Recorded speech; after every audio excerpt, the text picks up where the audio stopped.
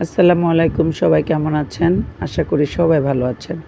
আজকে অনেক সুন্দর কতগুলো মাছ এনেছে বাজার থেকে, একদম তাজা তাজা। তাই আপনাদের সাথে একটু শেয়ার করতেছি। অনেক দিন পরে এই ফলি মাছগুলা নিয়ে আসছে। অনেক বড় ছিল ফলি মাছগুলা। আর বেলে মাছ তো আমার ভীষণ পছন্দ, তার জন্য আমার জন্য বেলে মাছ। আর আপনাদের ভাইয়া ফলি মাছ অনেক বেশি পছন্দ করে। আর আমার হচ্ছে বেলে মাছ। আর এখানে চাপিলা মাছটাও আপনাদের ভাইয়ার অনেক বেশি পছন্দ। এটা চচ্চড়ি করলে অনেক বেশি মজা লাগে। চচ্চড়ি ছাড়া আর কিছু দিয়ে ভালো লাগে না এই মাছটা। আর যত সাবধানে আপনি কাটেন না কেন, এই চাপিলা মাছগুলো কেমন জানি একটু গলে গলে যায়, খুব সাবধানে কাটতে হয়। আর এই ফলি মাছগুলো দেখে অনেক দিন পরে অনেক ভালো লেগেছে। খুব তাজা ছিল মাছগুলো। আর বেলে মাছ দেখে তো আমি অনেক বেশি খুশি হয়েছি, কারণ এই মাছগুলো আমার অনেক বেশি পছন্দ। আমি বলেছি, প্রায় সময় বলি যে বাজারে যদি বড় বড় বেলে মাছ পাও আমার জন্য নিয়ে এসো। আর এখানে মলায়া মাছও এনেছে। এই মাছটাও একটু তাই আজকে আমি অনেক বেশি খুশি। খালাকে বলেছি যে এগুলো সুন্দর করে কাটো, যেন নষ্ট না হয়। খালা বসে বসে কাটতেছে আর আমি একটু ভিডিও করতেছি। মলায়া মাছগুলোও খুব তাজা ছিল। ওই দিনের মাছগুলো আসলে অনেক বেশি সুন্দর আর তাজা ছিল, আমার অনেক বেশি ভালো লাগে। খালাও বলতেছিল যে মাছগুলো অনেক তাজা আজকে।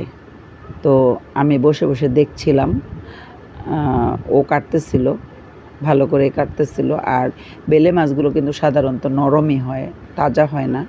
তো এই মাছগুলো তাজা ছিল। অনেক দিন পরে একটা লং ভিডিও নিয়ে আসলাম। যদি আপনাদের ভালো লাগে আমার ভিডিওতে একটা লাইক দিবেন। আর পেজ থেকে দেখলে অবশ্যই পেজটা ফলো করবেন। আর চ্যানেল থেকে দেখলে অবশ্যই চ্যানেলটা সাবস্ক্রাইব করবেন। সবার কাছে অনুরোধ রইল, কারণ আমি আজকাল ভিডিও দিতে পারি না, একদমই সময় পাই না। তারপরও ভাবলাম যে একটু ভিডিও দেওয়া দরকার। এরকম করতে করতে আমার তো চ্যানেলের 12টা বেজে গেছে। তো এই জন্য একটা ভিডিও নিয়ে আসলাম। অনেক ভিডিও করা আছে, কিন্তু আসলে ভয়েস দেওয়া হয় না, এডিটিং করা হয় না। তো ওই যে দেখেন অনেক বড় ফলি মাছগুলো কাটতেছে। এই মাছের কোপ্তা নাকি অনেক মজা, কিন্তু আমি এটা পারি না। সত্যি কথা, আমি এটা পারি না। কিন্তু একটা আপু আমাকে খাওয়াইছিল ফলি মাছের কোপ্তা, আমার অনেক ভালো লেগেছে। ট্রাই করলে পারবো, ইউটিউব দেখে দেখে হয়তো ট্রাই করলে পারবো, কিন্তু কখনো ওইভাবে ট্রাই করা হয় নাই।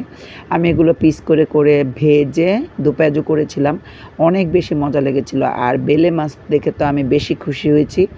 যেদিন বেলে মাছ আনছে আমি সেদিনই রান্না করছি, মানে সেদিনই আমাকে খেতে হবে। আমিও বেলে মাছগুলো খুব সুন্দর করে রান্না করে তারপরে খেয়েছি। তারপরে মলায় মাছও রান্না করেছি। মানে আমার কথা হচ্ছে, বাজার থেকে মাছ নিয়ে আসছে, টাটকা টাটকা মাছগুলো রানলে যেই স্বাদ, সেই স্বাদটা কিন্তু ফ্রিজে রাখার পরে আর থাকে না। মন চায় সব কিছু একটু একটু করে রান্না করি। তাই একটু মলায় মাছ করেছিলাম, একটু বেলে মাছ করেছিলাম, একটু ফলি মাছ করেছিলাম, একটা একটা করে।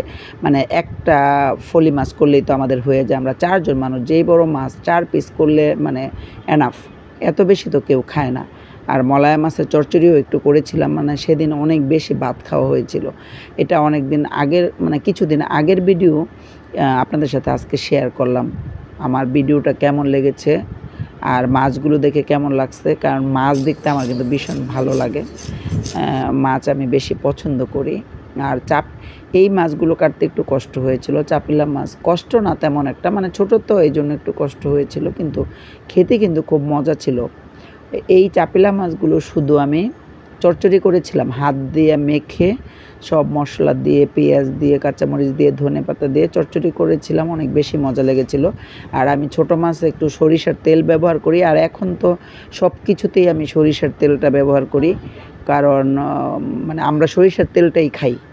ভাজা পোড়া করা ছাড়া কোনো পিঠা পুঠা বাছতে হলে আমি সয়াবিন তেলটা ইউজ করি, এছাড়া আমরা সরিষার তেলই খাই।